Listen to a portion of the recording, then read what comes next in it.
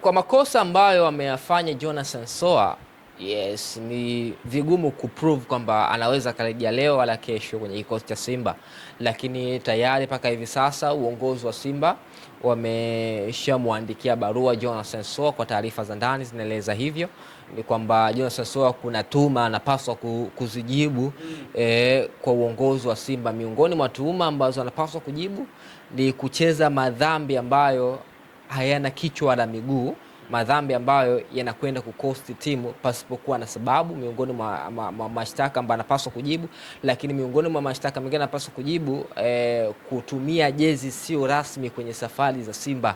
Yes, kwa maana safari ya Simba wenzake wanavaa sare, yeye anavaa nguo tofauti na nembo ya Simba. Kwa nini? Na jezi tayari wanazo na sare tayari wako nazo. Kwa hiyo anapaswa pia kwenda kujibu hilo, lakini pia anapaswa kujibu tuhuma za kinizamu ambazo amekuwa akiripotiwa kunako kambi ya kikosi cha Simba. Kwa hiyo kuna tuhuma nyingi ambazo, tuhuma kama 7-8 hivi ambazo Jonathan Soa anapaswa kujibu kwa maandishi kabla ya kikao pamoja na bodi ya nidhamu ya Simba. So kwa hiyo Jonathan Soa naweza kusema kwamba ana nyakati ngumu ndani ya Simba. Nyakati ngumu ndani ya Simba, na hata jana katika mkutano wa waandishi wa habari pale Bunju, yes, katika uwanja wa Simba Moalena, kocha mkuu wa Simba aliulizwa swali kuhusu Jonathan Soa, na yeye alichokizungumza kwamba swala la nidhamu ya wachezaji hausiki yeye moja kwa moja, wanahusika ni uongozi wenyewe wa Simba, ndio wenye haki ya kumwajibisha mchezaji sofa. Kwa hiyo sio swali ambalo yeye anaweza akalijibu ipasavyo. Watu ambao wanapaswa kujibu ni viongozi wa Simba. Bad luck kwamba uongozi wa Simba wenyewe pia ni kwamba hawako wazi kuzungumza hilo swala, hata pale ambapo tunakuwa tukiwauliza kwamba ukweli wa hili swala liko vipi, wamekuwa wakitukwepa, na jambo ambalo linatia mashaka, kwa sababu mashabiki na wanachama wa Simba wanatamani kutambua nini ambacho sasa hivi kinaendelea. Hatima ya mshambuliaji wao, ligi imechanganya, dirisha la usajili limefungwa, timu inatakiwa iwe full squad kwenye kikosi ili kuhakikisha wanaweza kufuta uteja wa kupoteza taji ya ligi kuu takriban misimu 4 mfululizo. Sasa kama ni timu ambayo inatafuta mataji, na ukiangalia unamkosa mchezaji kama Jonathan Soa, ni miongoni mwa pigo dhahiri shahiri, kwa sababu ukiangalia sasa hivi anaonekana mzigo mkubwa amepewa Selemani Mwalimu peke yake katika safu ya ushambuliaji.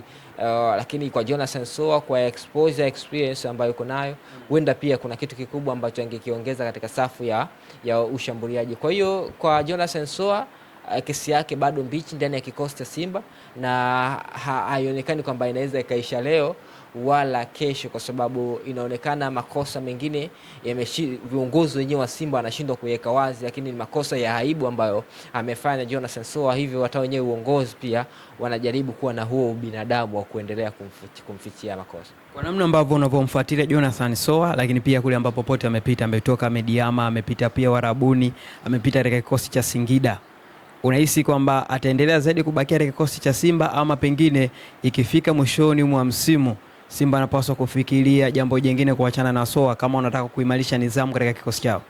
Ni ngumu kumuona Soa akiendelea kusalia kwenye kikosi cha Simba, na nilishaweka wazi hilo. Kwa hiki ambacho amekifanya kimehatarisha tayari kibarua chake, na ukiacha kuhatarisha tu tayari kibarua chake, pia hata mwenendo wake ndani ya kikosi sio mzuri, kwa sababu kuna nyakati mnaweza mkamvumilia mchezaji kutokana na nidhamu yake mbovu kwa kile ambacho amekuwa kikiproduce katika kiwanja. Sasa ukijaribu kuangalia mpaka hivi sasa bado takwimu zake haziridhishi. Kwa hiyo hakuna sababu ya kumfanya Jonathan Soa aendelee kusalia, kwa sababu kama angekuwa na kiwango bora, amekionyesha, anafunga sana, anafanya kila kitu bora kwenye kiwanja, hata kama nidhamu yake mbovu unaweza ukafumba macho kama walivyokuwa nafumba kwa kina Jonas Mkude kipindi hicho. Kwa maana yes, mtu anafanya utovu wa nidhamu, leo anakuta sipo basi, anakuta wapi, lakini kesho akiwa kwenye uwanja anaonyesha ubora mkubwa. Kwa maana hata wenyewe uongozi wanasema huyu jamaa utovu wa nidhamu ndo tabia yake, lakini ana kitu cha ziada ambacho yuko nacho. Sasa ukijaribu kumwangalia Jonathan Soa ndani ya kikosi cha Simba, tuseme kwamba hakuna kitu ambacho anakifanya, so hakuna sababu ya kumsababisha aendelee kusalia kwenye kikosi cha Simba. Kwa hiyo mimi binafsi naweza kusema kwamba safari ya Jonathan Soa na Simba sioni ikiendelea zaidi ya dirisha kubwa la usajili. Kasako Media, tunaangazia maisha, tunaandika kesho.